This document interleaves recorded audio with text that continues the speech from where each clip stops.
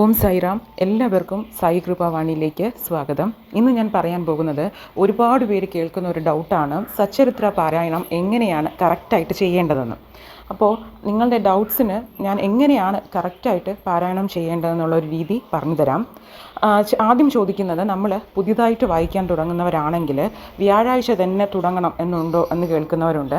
അങ്ങനെയില്ല. നമുക്ക് എപ്പോഴാണോ സച്ചരിത്രം നമുക്ക് വായിക്കണമെന്ന് നമ്മുടെ മനസ്സിൽ തോന്നുന്നത് ആ സമയം നമുക്ക് തിരഞ്ഞെടുക്കാം. അതിന് പ്രത്യേക സമയമോ പ്രത്യേക ദിവസമോ ഒന്നും നോക്കേണ്ട കാര്യമില്ല.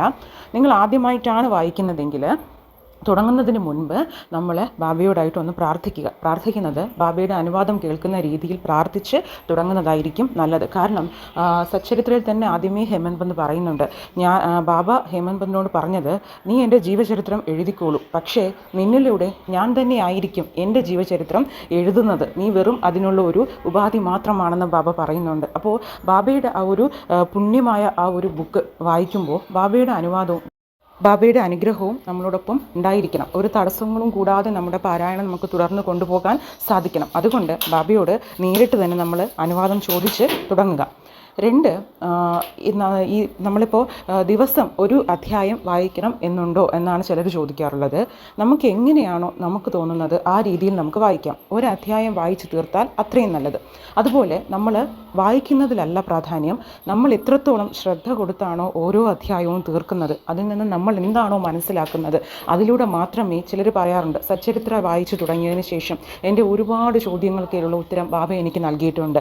അങ്ങനെ നമുക്കും നമ്മുടെ പ്രാർത്ഥനകൾ ഉത്തരം ലഭിക്കണമെങ്കിൽ, നമ്മുടെ പ്രശ്നങ്ങൾക്ക് ഉത്തരം ലഭിക്കണമെങ്കിൽ ശ്രദ്ധയോടുകൂടി വായിച്ചാൽ മാത്രമേ നമുക്കത് ലഭിക്കുകയുള്ളൂ. കാരണം എന്താണ് അതിൽ പറയുന്നതെന്ന് മനസ്സിലാക്കാത്തിടത്തോളം കാലം, അതും സച്ചരിത്രയിൽ പറയുന്നുണ്ട്, വെറുതെ പാരായണം ചെയ്തിട്ട് കാര്യമില്ല. ബാബ തന്നെ ഒരു ഭക്തനോട് ഉപദേശിക്കുന്നതാണ്, എന്താണോ നീ പാരായണം ചെയ്യുന്നത് അത് നീ മനസ്സിലാക്കാത്തിടത്തോളം കാലം നിൻ്റെ പാരായണം വെറും എന്നുവെച്ചാൽ ഒരു ഉപയോഗശൂന്യമാണെന്ന് തന്നെ ബാബു ഒരു ഭക്തനോട് സച്ചരിത്രയിൽ തന്നെ പറയുന്നുണ്ട്. അപ്പോൾ നമ്മളും ഓരോ അധ്യായം കംപ്ലീറ്റ് ചെയ്യുന്ന സമയത്ത് എന്താണ് അതിൽ ബാബ നമ്മളെ പഠിപ്പിക്കുന്നതെന്ന് മനസ്സിരുത്തി ഒന്ന് മനസ്സിലാക്കാൻ ശ്രമിക്കുക. അതുപോലെ നമ്മൾ ഒരിക്കലും വായിക്കുമ്പോൾ ഒരു ധൃതി പാടില്ല, ഇന്നൊരു അധ്യായം എനിക്ക് വായിച്ച് തീർക്കണം എന്നുള്ളൊരു ധൃതി മനസ്സിലുണ്ടാകാൻ പാടില്ല. അതുകൊണ്ട് തന്നെ നമുക്ക് എപ്പോഴാണോ ഫുൾ ശ്രദ്ധ കൊടുത്ത് ഫുൾ വിശ്വാസത്തോടു കൂടി വായിക്കാനുള്ള സമയം ലഭിക്കുന്നത്, അപ്പോൾ മാത്രം നമ്മുടെ അന്നത്തെ അധ്യായം നമുക്ക് കംപ്ലീറ്റ് ചെയ്യാൻ നോക്കുക. അതുപോലെ ഡെയിലി പാരായണം ചെയ്യാം. നമുക്ക് ഇപ്പോൾ ഓരോ ദിവസവും ഓരോ അധ്യായം വെച്ച് നമുക്ക് പാരായണം ചെയ്യാം. വ്യാഴാഴ്ചകളിൽ മാത്രം വായിക്കുന്നവരുണ്ട്, അങ്ങനെയും ചെയ്യാം. അത് ഇങ്ങനെ 2 രീതിയിൽ നിങ്ങൾക്ക് ചെയ്യാം. ഡെയിലി പാരായണം ചെയ്യുകയാണെങ്കിൽ നമുക്ക് ഒരുപാട് വട്ടം സച്ചരിത്ര കംപ്ലീറ്റ് ആയിട്ട് വായിച്ചു തീർക്കാൻ നമ്മളെ കൊണ്ട് സാധിക്കും. അത്രത്തോളം നമുക്ക് കിട്ടുന്ന ഫലങ്ങളും വലുതാണ്. അതുപോലെ തന്നെ സച്ചരിത്ര സപ്താഹമായിട്ട് കംപ്ലീറ്റ് ചെയ്യുന്നവർ, സപ്താഹമായിട്ട് കംപ്ലീറ്റ് ചെയ്യുമ്പോൾ ഞാൻ പറയുന്നത്, നിങ്ങൾ ആദ്യമായിട്ടാണ്, ഒരു ബിഗിനറാണ് സച്ചരിത്ര വായിച്ചു തുടങ്ങുന്നത് ആദ്യമായിട്ടാണെങ്കിൽ ആദ്യമേ സപ്താഹം ചെയ്യരുത്. കാരണം നമ്മൾ ആദ്യം എല്ലാ അധ്യായവും ഓരോ സമയമെടുത്ത് മുഴുവനും വായിച്ച് ഒൻസ് നമ്മളത് കംപ്ലീറ്റ് ചെയ്യാൻ ശ്രമിക്കുക. എങ്കിൽ മാത്രമേ എന്താണ് അതിൽ പറയുന്നതെന്ന് നമുക്ക് മനസ്സിലാക്കാൻ സാധിക്കുകയുള്ളൂ. നമ്മൾ ആദ്യമേ തന്നെ സപ്താഹത്തിലോട്ട് പോവുകയാണെങ്കിൽ ഒരു ദിവസം 7 അധ്യായം, കുറഞ്ഞത് 6 അധ്യായമെങ്കിലും നമ്മൾ വായിക്കണം. അപ്പം നമ്മുടെ മനസ്സിൽ സ്വാഭാവികമായിട്ടും വായിച്ച് തീർക്കേണ്ട ആ ഒരു ഇന്ന് ഇത്രയും വായിച്ച് തീർക്കണം എന്നുള്ള ഒരു ചിന്തയല്ലാതെ അതിൽ എന്താണ് ഓരോ അധ്യായത്തിലും പറഞ്ഞിരിക്കുന്നത് എന്നുള്ള രീതിയിൽ സാവകാശത്തോടെ ചിലപ്പോൾ നമുക്കത് കംപ്ലീറ്റ് ചെയ്യാൻ സാധിച്ചെന്ന് വരില്ല. അതുകൊണ്ട് അറ്റ്ലീസ്റ്റ് ഒരു തവണയെങ്കിലും ഓരോ ദിവസവും ഓരോ അധ്യായം വെച്ച് വായിച്ച് സച്ചരിത്ര ഫുള്ള് കംപ്ലീറ്റ് ചെയ്തതിന് ശേഷം നിങ്ങൾക്ക് സപ്താഹത്തിലോട്ട് പോകാം. സപ്താഹം എന്ന് പറയുന്നത് ഒരു വ്യാഴാഴ്ച തുടങ്ങി അടുത്ത വ്യാഴാഴ്ചയ്ക്കുള്ളിൽ നമ്മൾ എന്ത് ചെയ്യുക, സച്ചരിത്ര ഫുള്ള് 7 ദിവസം കൊണ്ട് വായിച്ച് തീർക്കുന്നതാണ് നമ്മൾ സപ്താഹം എന്ന് പറയുന്നത്. അപ്പോൾ അത് നിങ്ങൾ ആദ്യമായിട്ടാണ് ചെയ്യുന്നതെങ്കിൽ ദേവിയത് ഒരു തവണ വായിച്ച് ഫുള്ള് കംപ്ലീറ്റ് ആയതിനു ശേഷം സപ്താഹത്തിലോട്ട് പോവുക. അല്ലെങ്കിൽ നമ്മുടെ മനസ്സിൽ ഉറപ്പായിട്ടും ആ ഒരു ഭക്തിയോ വിശ്വാസത്തോടോ ക്ഷമയോടു കൂടിയോ നമുക്കത് വായിച്ചു തീർക്കാൻ സാധിക്കില്ല. അതുപോലെ തന്നെ നമുക്കിപ്പോൾ ചിലർക്ക് സച്ചരിത്ര ബുക്ക് ഉണ്ടായിരിക്കില്ല. അങ്ങനെയുള്ളവരാണെങ്കിൽ നിങ്ങൾക്ക് ഓൺലൈനിൽ PDFs എല്ലാ ലാംഗ്വേജസിലും PDFs അവൈലബിൾ ആണ്. സെർച്ച് ചെയ്ത് നോക്കിയാൽ ഓരോ അധ്യായം വൈസ് കിട്ടും. ഫുൾ PDF നിങ്ങൾക്ക് ഡൗൺലോഡ് ചെയ്തെടുക്കാവുന്നതാണ്. അതും നിങ്ങൾക്ക് ഓൺലൈനായിട്ട് PDF വൈസ് നിങ്ങൾക്ക് വായിക്കാം. ബുക്ക് കിട്ടുന്നത് വരെ അങ്ങനെ വായിക്കാം.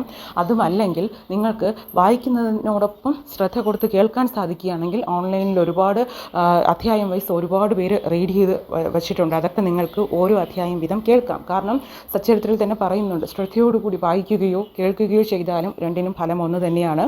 അതുകൊണ്ട് ബുക്ക് കിട്ടുന്നവരേക്കും നിങ്ങൾക്ക് ഒന്നുകിൽ ഓൺലൈനിലൂടെ കേൾക്കാം, അല്ലെങ്കിൽ നിങ്ങൾക്ക് PDF ഡൗൺലോഡ് ചെയ്ത് നിങ്ങൾക്ക് ഓരോ അധ്യായം വായിക്കാം. ഈ 2 രീതിയിലും നിങ്ങൾക്ക് ബുക്ക് ഇല്ലെങ്കിൽ നിങ്ങൾക്ക് 2 രീതിയിലും തുടർന്ന് പോകാൻ സാധിക്കും. അതുപോലെ തന്നെ എന്തെങ്കിലും പ്രത്യേക റൂൾസ് ഉണ്ടോ എന്ന് ചോദിച്ചാൽ അങ്ങനെ ഒന്നുമില്ല കേട്ടോ. കാരണം ചിലർ വ്രതമെടുത്താണോ ഇത് വായിക്കേണ്ടത് അങ്ങനെ ചോദിക്കുന്നവരുണ്ട്. അങ്ങനെയൊന്നുമില്ല. നിങ്ങളുടെ മനസ്സിന് നിങ്ങൾക്ക് എന്താണോ തോന്നുന്നത്, അതുകൊണ്ടാണ് ഞാൻ പറഞ്ഞത് വായന തുടങ്ങുന്നതിന് മുമ്പ് ബാബയുടെ ആ ബ്ലെസ്സിങ്സും അനുവാദവും ചോദിക്കുക. അപ്പോൾ ബാബ തന്നെ നമുക്ക് കാണിച്ചു തരും എങ്ങനെയാണ് ഏത് രീതിയിലാണ് മുന്നോട്ട് നമ്മുടെ പാരായണം കൊണ്ടുപോകേണ്ടതെന്ന്. അതുകൊണ്ട് തന്നെ പ്രത്യേക അങ്ങനെ റൂൾസ് ആൻഡ് റെഗുലേഷൻസ് ഒന്നുമില്ല സച്ചരിത്രം വായിക്കുന്നതിൽ. നമുക്ക് എങ്ങനെയാണോ നമ്മുടെ മനസ്സിൻ്റെ തൃപ്തി, നമ്മുടെ മനസ്സിന് ആശ്വാസം ലഭിക്കുന്നത് ആ രീതിയിൽ നമുക്ക് കൊണ്ടുപോകാം. ഡെയിലി പാരായണം ചെയ്താൽ അത്രയും നല്ലതാണ്. നമുക്ക് മനസ്സിൽ ആവശ്യമില്ലാത്ത ചിന്തകൾ, നമ്മളെ അലട്ടുന്ന ഭയം, ഇതെല്ലാം നമുക്ക് മാറ്റിയെടുക്കാൻ സാധിക്കും. അതുകൊണ്ട് കാരണം എത്രത്തോളം വായിക്കുന്നുവോ അത്രത്തോളം ബാബയുടെ ഒരു പ്രസൻസും. കാരണം സച്ചരിത്ര എന്താണെന്ന് ചോദിച്ചാൽ അതൊരു ബുക്ക് എന്നതിലുപരി അതിൽ കുറേ ബാബയുടെ ലീലകൾ, ബാബയുടെ ഭക്തന്മാരെക്കുറിച്ചൊക്കെ പറയുന്നതിനുപരി ബാബ ഇന്നും ജീവനോടെ ഇരിക്കുന്നു എന്നതിൻ്റെ ഒരു തെളിവ് കൂടിയാണ് സച്ചരിത്ര പാരായണം. കാരണം അത് എത്രത്തോളം നമ്മൾ ആത്മാർത്ഥമായിട്ട് പാരായണം ചെയ്യുന്നുവോ അത്രത്തോളം ബാബയുടെ പ്രസൻസ് നമുക്ക് അനുഭവിക്കാൻ സാധിക്കും. അതുപോലെ സപ്താഹ പാരായണമാണെങ്കിൽ നിങ്ങൾ വ്യാഴാഴ്ച തുടങ്ങാൻ പറ്റിയില്ല എന്നുണ്ടെങ്കിൽ നിങ്ങൾക്ക് വേറെ ഏത് ദിവസം വേണമെങ്കിലും തിരഞ്ഞെടുക്കാം. അതിലും വ്യാഴാഴ്ച തന്നെ തുടങ്ങണം എന്നില്ല. പിന്നെ സപ്താഹ പാരായണമാകുമ്പോൾ ബാബയുടെ ദിവസമായി വ്യാഴാഴ്ചയായിരിക്കും എല്ലാവരും തിരഞ്ഞെടുക്കുന്നത്. ഇനി നിങ്ങൾക്ക് ഡെയിലി വൈസ് വായിക്കുന്ന സമയത്ത് ഒരു ദിവസം നിങ്ങൾക്ക് എന്തെങ്കിലും ഒരു കാരണം കൊണ്ട് മുടങ്ങിപ്പോയി കഴിഞ്ഞാൽ, അല്ലെങ്കിൽ ഇന്ന് വായിക്കാൻ പറ്റാത്തൊരു സിറ്റുവേഷനാണ്, തിരക്കാണെന്നുണ്ടെങ്കിൽ ദയവ് ചെയ്ത് അന്ന് വായിക്കണമല്ലോ എന്നുള്ളൊരു ചിന്തയോടുകൂടി വായിച്ച് തീർക്കാതിരിക്കുക.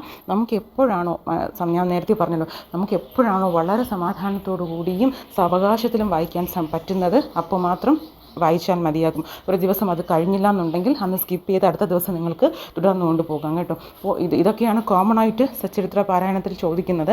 നിങ്ങൾക്ക് ഇനി എന്തെങ്കിലും ഡൗട്ട് ഉണ്ടെങ്കിൽ കമൻസിൽ ചോദിക്കൂ, അതിനും റിപ്ലൈ തരാം.